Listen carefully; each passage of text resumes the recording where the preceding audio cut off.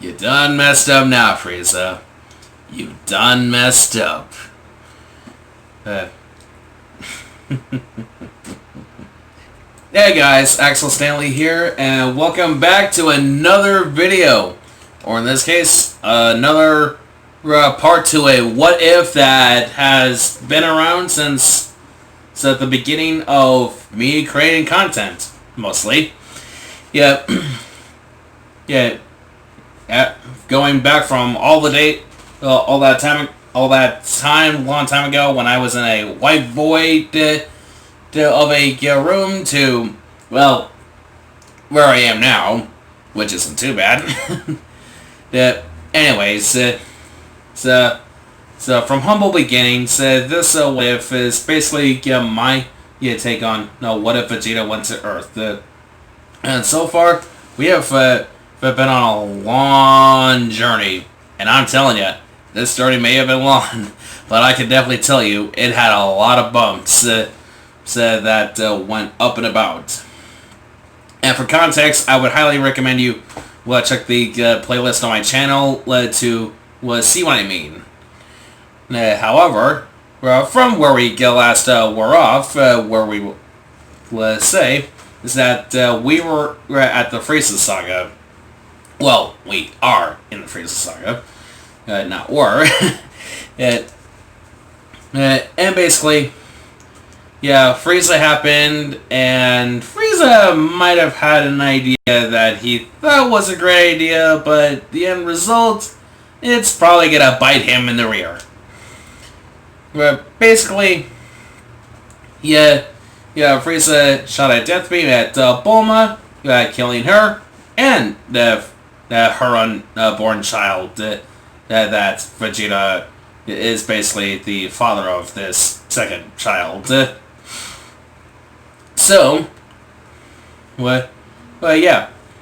have got a enraged Vegeta, but I do want to point out real quick that this Saiyan transformation is not just the first base one, but we're talking about like Super Saiyan 2, and why that is because this is someone who has been around Vegeta since the beginning of the journey of the Dragon Ball story, as it is.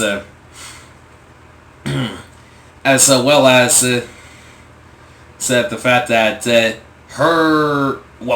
his second child, who's not even born yet, gets killed. Yeah, definitely, a big reason why Vegeta would be what he is.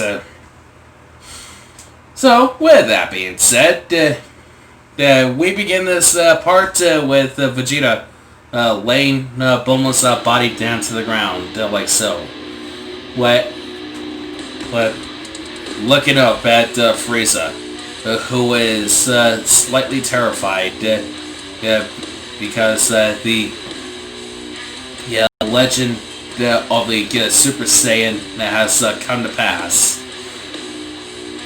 So before Frieza confronts Frieza, however, he tells Trunks and Piccolo to get Bulma's body out of here, as well as telling the small Namekian Dende that he needs to warn the surviving Namekians to take shelter.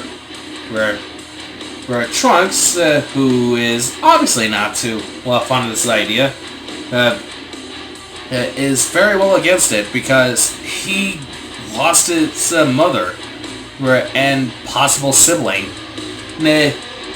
Why?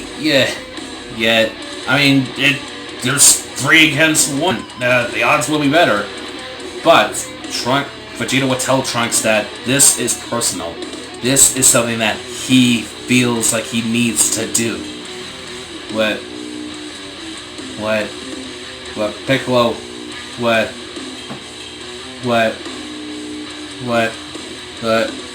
sides with Vegeta, but also ensures Trunks that everything will be alright. We just gotta leave this planet so he has room for this Frieza guy. Frieza, in the meantime, while this is happening, Go powers up to 100%, while Vegeta, Crew, aka Trunks and Piccolo, wrap Boneless Body, warn Dende to, lock up your doors. The stage is now set, and it is time for Vegeta to take vengeance on Frieza. The fight gets pretty unleashed, like so. These two immense powers clash. And at first, and at least mostly for this fight, it seems pretty even. Punch by punch, kick by kick. Heck, even attacking with her tails. So, which, sorry, forgot to mention that Vegeta still has his tail in the story. Yet just punch after punch. The surviving Namekians can hear these booms, as if they were going at super speed and such. However, Vegeta is starting to catch up to Frieza. All this energy that Vegeta has, it is starting to overwhelm Frieza, and eventually, Frieza does have to start trying to resort to dirty tricks, for which Vegeta ends up meeting Frieza at the other side and just pummels him back down to the ground, like so. And so, Frieza is trying to come up with an idea. He knows he can't survive this. He needs to get rid of Vegeta, and fast. He's tried to drown the Saiyan. He's tried to choke him out. But everything that Frieza tries to do, it just doesn't work. Heck, he can't even talk him out of it now. Because all Vegeta would respond with is a punch in the kidneys. But then Frieza had an idea. A very awful idea. Frieza flies up into the air, like so. But he points up like so. And he starts creating the Death Ball. The same exact attack that blew up Planet Vegeta. He conjures it up, and the state said, "This will finally be the time where I finish what I have started by slaying you, Vegeta." And with a huge blast heading down Vegeta's way, Vegeta can only think to retaliate with something that he is saving for this occasion. He plants his feet, grits his teeth, and performs his signature Final Flash! The roaring power of the Saiyan that collides with the Death Ball. And now it is a power struggle between the two. One trying to collide and hit Namek and blow it up, and try to eradicate Vegeta. While Vegeta's Final Flash, it's trying to put it into Frieza. However, what Frieza did not count on is Vegeta, who is now remembering the lives that were lost from the time when he had Planet Vegeta, to losing Planet Vegeta, and to remembering Bulma. Frieza took all that away from him. He now knows that he has to push back, and harder. And that is what he does. From one mighty scream, Vegeta's energy pushes back, and it gets closer and closer to Frieza until it hits Frieza all the way into space, and basically turning Frieza into space dust. With that, when all is said and done, and the dust clears, the Namekians that survived rejoice that they have been saved by Prince Vegeta, aka the last Saiyan alive. Vegeta takes a moment to himself to realize that he's finally done it. He's finished what he has finished that one promise that his father told him.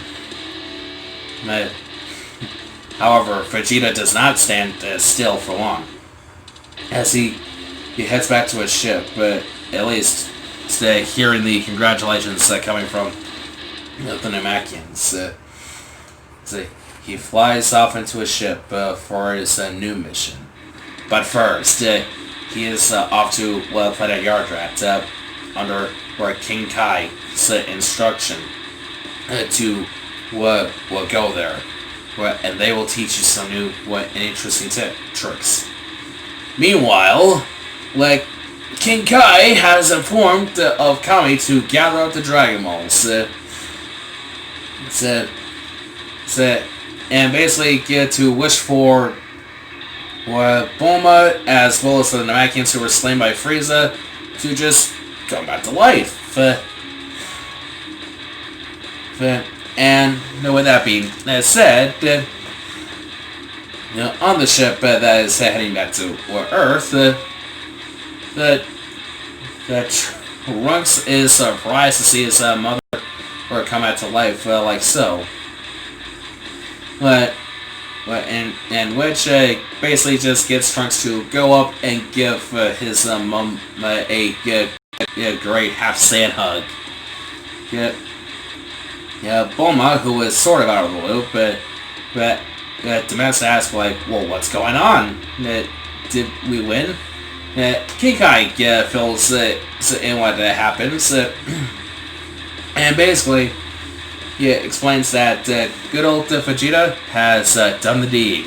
Frieza is no more, and he is gonna finish everything off that is related to Frieza soon. Granted, yes, he'll be gone for a while, but Vegeta has promised that he will return. Now, when this is all over. Bulma, who has one last concern that is definitely very concerning, but quickly, King Kai reassures her that, oh yeah, that little tyke that's in ya, she is still very alive. And is further proven when Bulma starts to feel let the kick inside her, which is both a happy moment, but also at the same time, I should probably get back to Earth, because maybe they probably should take care of that.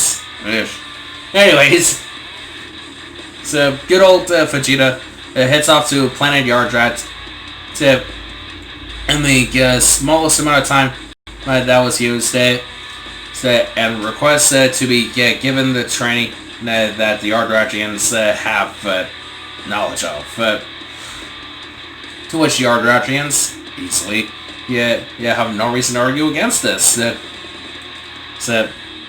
And with Vegeta, he then starts to learn the following from the Yardratians. Excuse me. Instant transmission, healing, cloning, and gigantification. Yeah, all those things that the Yardratians know oh so well about. But Axel, how can this be? Yeah, it took Goku nearly an entire year to learn instant transmission. You can't just give Vegeta 4 different abilities like so. What? It just wouldn't make sense. So, well, allow me to give you some clarity then. you see, this is like a new Vegeta that we're dealing with. Like, this Vegeta, he is entirely, now what 100% okay with going with whatever he needs to do to gain his powers. I mean, he doesn't want what happened to Bulma to happen ever again. So in this case, he is determined, focused, and is willing to listen to direction on how to do things. So, yeah. Well, with that being said, that every ability that he does learn takes about at least 2 months to do. Well, roughly speaking, at least I suppose so.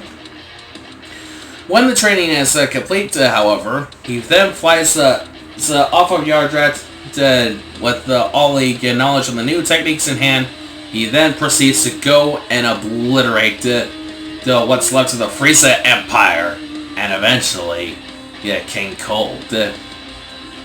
Word got around in the universe that the last staying alive is putting an end to what remains of said tyrant, and will eventually be heading for King Piccolo. King Cold. Sorry, wrong king. Yeah. So, well, when the time eventually does come for King Cold and Vegeta to finally fight, King Cold at first tries to reason with Vegeta. He tries to be like, Vegeta, could you, please spare me and maybe I'll help you set up a colony. Just please don't kill me. Unfortunately, there's no reasoning with Vegeta now. But his mind was set from the very beginning. As much as King Cold tried to weasel his way out, he could not from this Vegeta. So when it's all said in stone, King Cold eventually tries to fight back. But with all the power stuff Vegeta has learned, at the end of the day, he gets a Kamehameha to a final flash, hitting right at him. And when it's all said in stone, Frieza's empire, or at least what remains of it, as well as his father, are gone. The universe is free. And with nothing left, Vegeta now plots a course heading home. Well, while the rest of the universe basically express how free they are, how free they truly are. Right now that we know what is Frieza is gone. Vegeta returns to Earth as such, and is definitely greeted with Trunks, with no hesitation whatsoever, where embraces his son. Now, when his son embraces him, and then not so, and soon after, where is then greeted by his wife, who is very well alive now, and is holding a year-old baby girl named Bola. And all that is, and now is one big abrasive Vegeta family hug. And all seems to be at peace.